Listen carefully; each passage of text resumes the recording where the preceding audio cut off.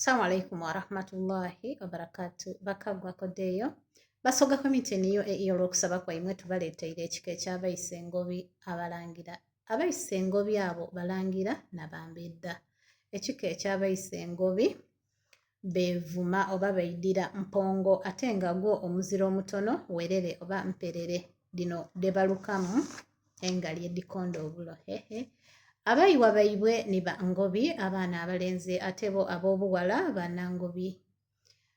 Enkuni yaibwe butimbiito ate nga ensibuko bunolo oba buli mu isaza lya Baba Kyabazinga oba aganayo. Omubala gwe amayina gaibwe niba Mutiibwa, Ibanda, Isooba, Nabiryo, Mukyala, Waanume, Kayaga, Dizaala, Kalogo, Mawerere ate nga omubala gwaibwe balina emibala esatu. Waliwo omubala gwe bakuba nga bali mu isanu ate ogundi bagukuba nga bali mu nnaku ogundi bagukuba nga bataako omusika. Omubala ogusooka guvuga nti kalibayita kalibayita kalibayita.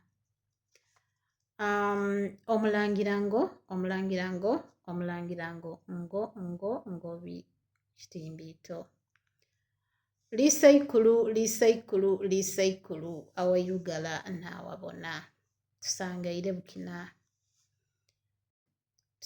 bukina obuseka buva ku nge wekiyitira omukulu mwene abato kiribayita. Ekyo n'ekika eky'abayise ngobi abalangira. Isaife Kyabazinga afunvuwe. Basoga komite niyo tuli basoga ku lwa busoga.